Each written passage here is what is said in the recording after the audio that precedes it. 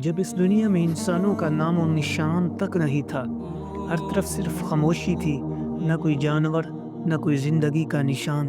उस वक़्त एक दिन अल्लाह रब्बुल आलमीन ने अपने तमाम फ़रिश्तों को हुक्म दिया, ए मेरे फ़रिश्तों, मेरे अर्श अज़ीम के करीब सब इकट्ठे हो जाओ। अल्लाह रब्बुल आलमीन का हुक्म मिलते ही बेहिसाब फ़रिश्ते रोशनी की तरह चमकते हुए उस जगह पर हाज़िर हो गए। तब अल्लाह ताला ने फरमाया, मैं ज़मीन पर अपना एक नुमाइंदा भेजना चाहता हूँ। ये सुनकर फ़रिश्ते हैरान हो गए। उनकी पेशानियों पर सवाल थे और दिलों में इल्तिजा थी। उन्होंने अदब से अर्ज़ किया, ए हमारे परवरदिगार, क्या आप ऐसी मखलूक को ज़मीन पर भेजना चाहते हैं जो वहाँ फ़साद करेगी, खून खराबा मचाएगी? हालांकि हम तो हर वक़्त आपकी तस्बीह और इबादत में मशगूल रहते हैं, फिर नया खलीफा बनाने की क्या ज़रूरत है? उनकी बात सुनकर अल्लाह रब्बुल आलमीन ने फरमाया, ए मेरे फ़रिश्तों, मैं वो जानता हूँ जो तुम नहीं जानते। कौन मेरी इबादत करेगा और कौन नाफरमानी, इसका इल्म सिर्फ मेरे पास है। मैंने तुमसे मशवरा नहीं मांगा, सिर्फ ये बताया है। अल्लाह ताला की ये बात सुनते ही फ़रिश्तों के दिल कांप उठे। उन्होंने अपनी गलती महसूस की और फ़ौरन तौबा कर ली। फिर सजदे में गिरकर अल्लाह से मुआफ़ी मांग ली। फिर अल्लाह ताला ने अपने 4 अज़ीम फ़रिश्तों को बुलाया, हज़रत जिब्राईल, हज़रत मीकाईल, हज़रत इसराफ़ील और हज़रत इसराईल अलैहिस्सलाम। हुक्म मिलते ही अल्लाह रब्बुल आलमीन की बारगाह में हाज़िर हुए। सबसे पहले अल्लाह ने हज़रत जिब्राईल अलैहिस्सलाम को हुक्म दिया, ए जिब्राईल, ज़मीन पर जाओ और वहाँ से एक मुट्ठी मट्टी लेकर आओ, जिससे मैं अपना खलीफा पैदा करूँगा। हज़रत जिब्राईल अलैहिस्सलाम ज़मीन पर तशरीफ़ लाए और मट्टी उठाने लगे, मगर मट्टी रोने लगी। गिर-गिरा कर बोली, ए जिब्राईल, मुझे कहाँ ले जा रहे हो? जिब्राईल अलैहिस्सलाम ने फरमाया, मैं तुम्हें अल्लाह के पास ले जा रहा हूँ। वो तुमसे एक ऐसी मखलूक पैदा करेंगे जो ज़मीन पर उनका नुमाइंदा होगी। ये सुनते ही मट्टी और ज़्यादा रोने लगी और बोली, ए जिब्राईल, मुझे मत ले जाओ। मुझसे जिन इंसानों को पैदा किया जाएगा वो अल्लाह की नाफरमानी करेंगे। फिर जब अल्लाह का अज़ाब उतरेगा तो मैं भी तो उनके जिस्म में रहूँगी। वो अज़ाब मुझे भी झेलना पड़ेगा और अल्लाह के अज़ाब को सहने की ताकत मेरे पास नहीं है। मेरी तरफ से अल्लाह से मुआफ़ी मांग लेना। मट्टी की यही दर्द भरी पुकार सुनकर हज़रत जिब्राईल अलैहिस्सलाम खाली हाथ वापस लौट आए और अल्लाह के दरबार में जाकर पूरी बात बयान कर दी। फिर अल्लाह ताला ने हज़रत मीकाईल अलैहिस्सलाम को भेजा। वो भी ज़मीन पर तशरीफ़ लाए, मगर मट्टी ने उसी दर्द से फरियाद की और मीकाईल अलैहिस्सलाम भी खाली हाथ लौट आए। उसी तरह हज़रत इसराफ़ील अलैहिस्सलाम भी ज़मीन पर तशरीफ़ लाए, मगर मट्टी की आह सुनकर उनका दिल भी पिघल गया और वो भी मट्टी उठाए बिना ही लौट आए। तीनों फरिश्ते खाली हाथ वापस आ गए। आखिरकार अल्लाह रब्बुल आलमीन ने हज़रत इज़राईल अलैहिस्सलाम को ज़मीन पर भेजा। जब हज़रत इज़राईल अलैहिस्सलाम ज़मीन पर तशरीफ़ लाए तो मट्टी ने फिर वही इल्तिजा की और बोली, इज़राईल, मुझे मत ले जाओ, मुझे यहीं छोड़ दो। लेकिन हज़रत इज़राईल अलैहिस्सलाम ने फरमाया, ए मट्टी, मैं तुम्हारी बात पर लौट नहीं सकता, क्योंकि मुझे अल्लाह का हुक्म मिला है और मैं अपने रब के हुक्म की खिलाफ वर्जी कभी नहीं करूँगा। ये कहकर उन्होंने मट्टी उठाई और अल्लाह के दरबार में लौट आए।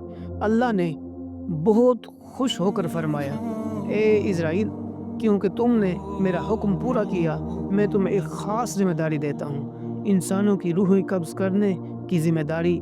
इज़राईल अलैहिस्सलाम ने अर्ज़ किया, अल्लाह, जब मैं इंसानों की रूह निकालूँगा तो उनके घर वाले मुझसे नफ़रत करेंगे और मुझे ही इल्ज़ाम देंगे। अल्लाह ताला ने फरमाया, तुम फ़िक्र मत करो, हर मौत के लिए मैं अलग-अलग सबब बना दूँगा। कोई बीमारी से जाएगा, कोई हादसे से, तो कोई बुढ़ापे से। लोग तुम्हें इल्ज़ाम नहीं देंगे। ये सुनकर इज़राईल अलैहिस्सलाम का दिल मुतमईन हो गया और फिर फरिश्तों ने अल्लाह के हुक्म से उस मट्टी को मक्का शरीफ के करीब एक पहाड़ी पर रख दिया। बरसात की बूंदों से वो मट्टी भीगती रही, धूप से सूखती रही और यूं कई साल गुजर गए। आखिर अल्लाह की कुदरत से उसी मट्टी से हज़रत आदम का पुतला बन गया। अल्लाह ने फरिश्तों को हुक्म दिया, उस जिस्म को जन्नत में ले जाओ।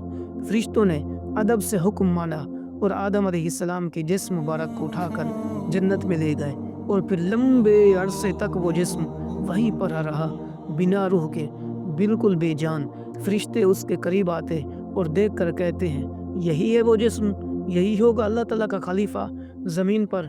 مگر فرشتوں کا سردار عاجز، جو اس وقت تک شیطان نہیں بنا تھا، وہ ہمیشہ ہنستا، تانے مارتا اور آدم علیہ السلام کے جسم کا مذاق اڑاتا تھا۔ وہ سردار تھا، اس لیے کوئی فرشتہ اسے کچھ کہنے کی ہمت نہیں کرتا۔ پھر اللہ رب العالمین نے اپنے چاروں عظیم فرشتوں حضرت جبرائیل، حضرت میکائیل، حضرت اسرافیل اور حضرت عزرائیل علیہ السلام کو بلایا اور فرمایا، اے میرے فرشتوں، تم عرش عظیم پر جاؤ اور وہاں سے آدم علیہ السلام کی روح لے کر آؤ، پھر اسے ان کے جسم میں داخل کر دو۔ اللہ رب العالمین کا حکم ملتے ہی چاروں فرشتے عرش عظیم کی طرف روانہ ہو گئے۔ انہوں نے آدم علیہ السلام کی مبارک روح کو قیمتی ہیرے جواہرات سے سجے ایک خوبصورت پیالے میں رکھا اور ادب کے ساتھ ان کے جسم کے پاس لے آئے۔ اس وقت آسمان کے تمام فرشتے خوشی سے جھوم اٹھے، ہر طرف نور ہی نور تھا، سب مل کر اس پاک موقع میں شریک ہوئے۔ لیکن وہی عاجز جو بعد میں ابلیس بنا، اللہ کے اس فیصلے سے بالکل خوش نہیں تھا۔ اس کے دل میں تکبر کی چنگاری سلگنے لگی تھی۔ پھر اللہ تعالیٰ نے حکم دیا، اے آدم، اب روح تیرے جسم میں داخل ہو جائے، اور بس اسی لمحے آدم علیہ السلام کی روح ان کے جسم مبارک میں داخل کر دی گئی۔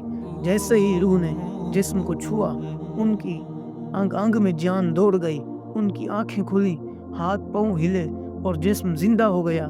دھیرے دھیرے اٹھ کر بیٹھ گئے اور ان کی زبان سے پہلی صدا نکلی، الحمدللہ۔ یہ لفظ سن کر اللہ رب العالمین بہت خوش ہوئے۔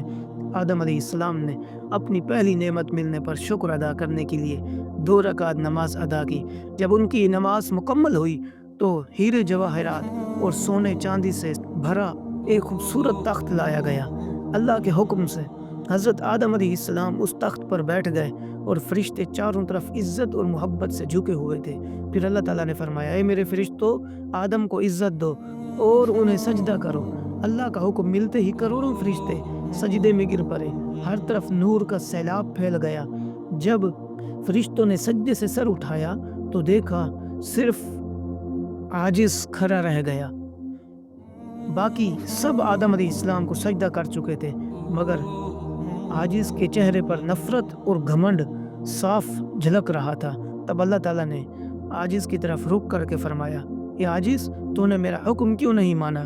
عاجز نے گھمنڈ بڑے لہجے میں کہا، آپ نے آدم کو مٹی سے پیدا کیا اور مجھے آگ سے بنایا۔ آگ کی فطرت تو اوپر اٹھنے کی ہے اور مٹی کی فطرت نیچے گرنے کی، تو اگر کسی کو سجدہ کرنا چاہیے تو آدم کو مجھے کرنا چاہیے۔ عاجز کی یہ بات سن کر اللہ رب العالمین کا غضب بھڑک اٹھا۔ اللہ نے فرمایا، اے نافرمان، تو یہاں سے نکل جا، تو نے میرا حکم نہیں مانا، آج سے تو ہمیشہ کے لیے لعنت اور سزا کا حقدار بن گیا۔ بس اسی وقت جو کبھی فرشتوں کا سردار تھا، وہ لعنت کے ساتھ ابلیس اور شیطان بن گیا۔ جب اسے جنت سے نکالا گیا تو وہ رونے لگا اور کہنے لگا، اے اللہ، میں نے کتنے عرصے تک تیری عبادت کی ہے، فرشتوں کو سکھایا ہے، تیری خدمت کی ہے، تو تیری رحمت سے کچھ مانگنا چاہتا ہوں، میری التجا قبول کر لے۔ اللہ تعالیٰ نے فرمایا، کیا چاہتا ہے؟ تو شیطان بولا، اے مالک، مجھے قیامت تک کی زندگی عطا کر دیجیے۔ اللہ تعالیٰ نے فرمایا، ٹھیک ہے، تجھے قیامت تک کی زندگی دے دی جائے گی۔ پھر شیطان نے کہا، اے مالک، آج جس بنی آدم کی وجہ سے میں جنت سے نکالا گیا، ان کے جسم ان کی رگوں میں داخل ہو سکوں، یہ طاقت مجھے عطا کر، ان کے جسم اور ان کی رگوں میں داخل ہو جاؤں، یہ طاقت مجھے عطا کر دیجیے۔ اللہ تعالیٰ نے فرمایا، تجھے یہ طاقت دی جاتی ہے، لیکن سن لے اے شیطان، تو میرے بندوں کو دھوکہ دے سکتا ہے، انہیں گناہوں میں گرا سکتا ہے، لیکن اگر میرا کوئی بندہ توبہ کرے گا تو میں اس کے تمام گناہ معاف کر دوں گا، اور میرے خاص بندوں کو تو کبھی نقصان نہیں پہنچا پائے گا۔ اور پھر شیطان کو لعنت دے کر جنت سے نکال دیا گیا۔ اس کے بعد اللہ کے حکم سے حضرت آدم کا تخت جنت الفردوس میں لے جایا گیا۔ وہاں آدم علیہ السلام کو پوری آزادی دی گئی کہ وہ جنت کی تمام نعمتوں کا لطف اٹھائیں، گھومیں پھریں، کھائیں پئیں، مگر آدم کا دل کسی چیز کی طرف نہیں جھکا۔ وہ تنہا بیٹھے عبادت کرتے رہتے۔ ان کے چہرے پر ایک گہری اداسی تھی۔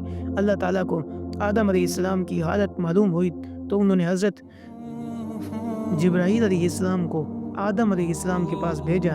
جبرائیل علیہ السلام ان کے پاس تشریف لائے اور مسکرا کر بولے، اے آدم، جنت تمہیں کیسی لگ رہی ہے؟ اس پر حضرت آدم نے جواب دیا، اے جبرائیل، یہاں سب کچھ اچھا ہے، چاروں طرف سکون اور نعمتیں ہیں، ہر چیز قابل تعریف ہے۔